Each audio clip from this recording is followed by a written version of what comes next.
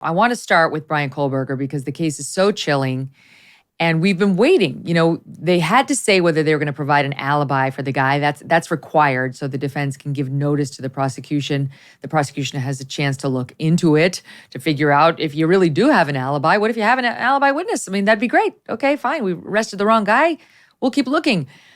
This, Viva, is the lamest alibi, using the air quotes, I've ever seen. He was out driving the night in question. That was out driving. Look, the case itself, to the extent it relies on a lot of circumstantial or technological evidence, a lot of people drive alone, and not everybody is always in the presence of somebody to account for where they were. So it is what it is. I presume he might have cellular data which might show where he was driving, but we'll see. It's not the strongest, most airtight alibi. That being said, they're dealing with a lot of technology information in this case to come to the charges in the first place. We'll see where it pans out, but it might be one of those cases where they need to find somebody. They found somebody. It could very well be he might have a legitimate defense and might be totally innocent. We'll see, I guess. It's possible, but unlikely. But Peter, I don't understand why this was even submitted as a, quote, alibi. I mean, you can go to court and say, he didn't do it. He was driving his car that night, but that's all he was doing was driving. Like, how is this an alibi? And is she just, the defense lawyer is named Ann Taylor. Is Ann Taylor just looking for headlines using the word, he has an alibi, he has an alibi? So I would say no, she's not looking for headlines, which is why the first response to the demand for alibi was kind of vague, and the fact that they'd come up with it through cross-examination and potentially the defendant's statements. So if she wanted to come up with headlines coming up with an alibi, she could have done it in the first filing. But the state then filed the motion to compel what is that alibi. So they said, listen, an alibi is simply he was not at the scene, the scene of the crime at the time the crime was committed. So therefore, if he's driving somewhere at that time, then that is technically an alibi. Now, what the rule actually requires is you provide the corroborating materials or witness statements or evidence that shows you were not at the scene of the crime when the crime was committed. Now, if he had that, then what you mentioned off the top would probably be true. They'd let him go. They'd arrest somebody else. But because it is just his word, it is a weak alibi, but it is still an alibi that fits a lot of the state's evidence because we know they have evidence he was out driving during this time. And therefore, it kind of fits in nicely with what the state has, even though a lot are going to see it as a weak alibi. I shouldn't have assumed that the audience is familiar with Bryan Kohberger by name. He's the man accused of killing 4 college students at the University of Idaho in November of 2022 as they slept or were inside their college apartment house and with a knife.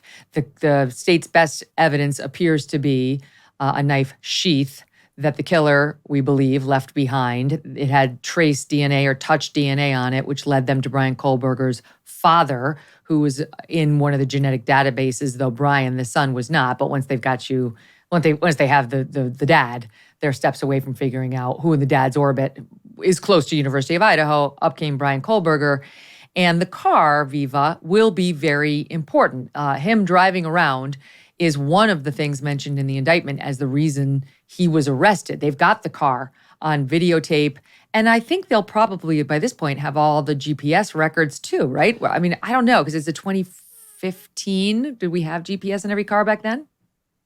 I don't know. Well, no, they have the photo images of the white car somewhere.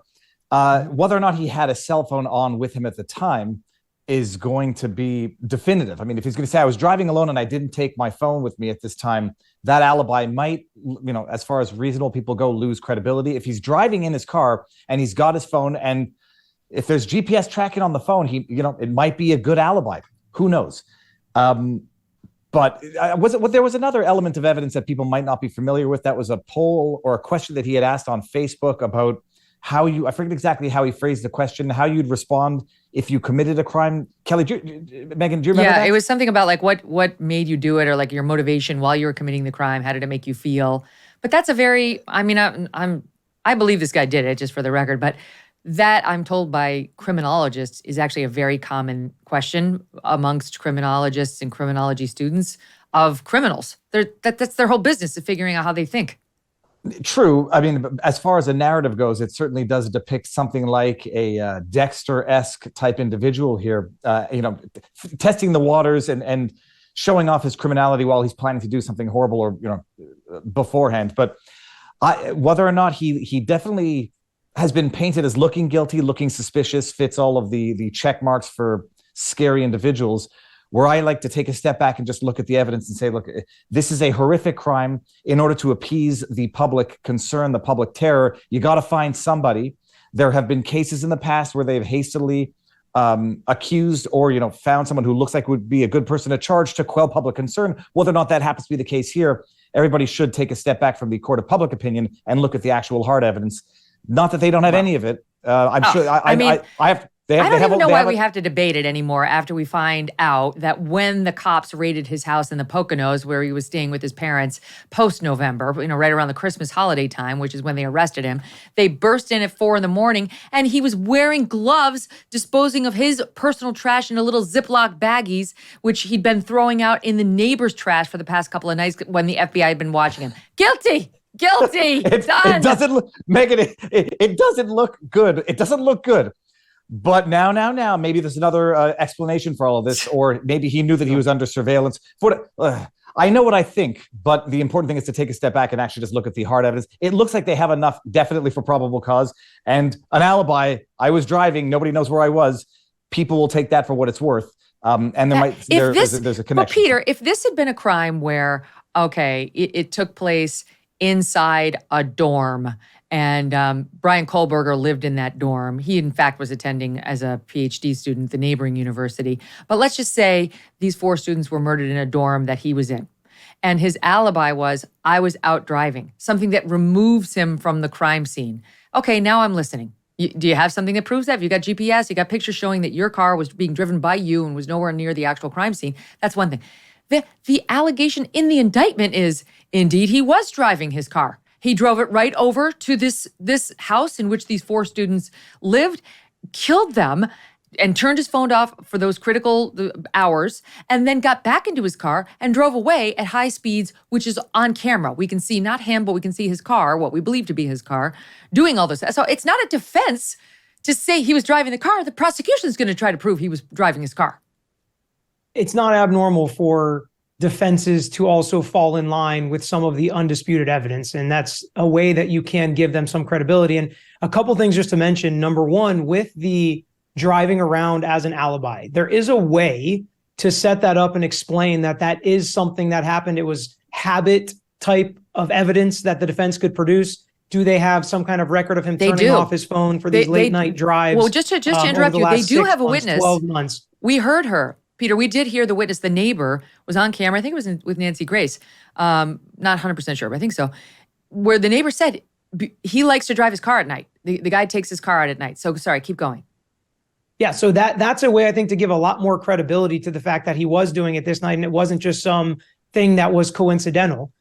Because as has already been mentioned, a lot of this connecting to him is circumstantial, but there's also a lot he has to explain. The defense doesn't have a burden. But when there's this much evidence stacked up against you with the DNA on the sheath, it's touch DNA, but he still needs to explain that away, just like I think the prosecution is going to have to explain the lack of DNA evidence in the car, in the house, in his apartment, and everywhere. Like, what is the connection to these victims? Not to say there has to be one, but I think that would help strengthen the prosecution's case at this point.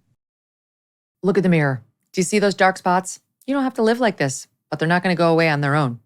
Introducing the Dark Spot Corrector from Genucel, perfect for summer. The Dark Spot Corrector, with not 1 but 3 cutting-edge ingredients, goes to work fast to target sunspots, dark spots, liver spots, and even old discoloration, both on your face and hands. Enjoy your summer sun, beach, and barbecues without those embarrassing, pesky spots. With Genucel, you will see the results or you will get your money back. No questions asked. Go to Genucel.com right now. Get your Dark Spot Corrector with the new Genucel Most Popular Package and say goodbye to those pesky spots tomorrow. And if you're not blown away with the results, get 100% of your money back. No questions asked. Visit Genucel.com/MK60 right now for these amazing summer essentials and save over 70% off Genucel's Most Popular Package. Don't wait. Order Genucel's Most Popular Package right now. Free shipping, free returns, and the best luxury skincare you've ever used. All at 70% off at jennycell.com/MK60. GENUCEL.com/MK60. All orders include a mystery luxury gift while supplies last. jennycell.com/MK60. Hey, thanks so much for watching. If you like what you just saw, hit the subscribe button for more clips and full episodes.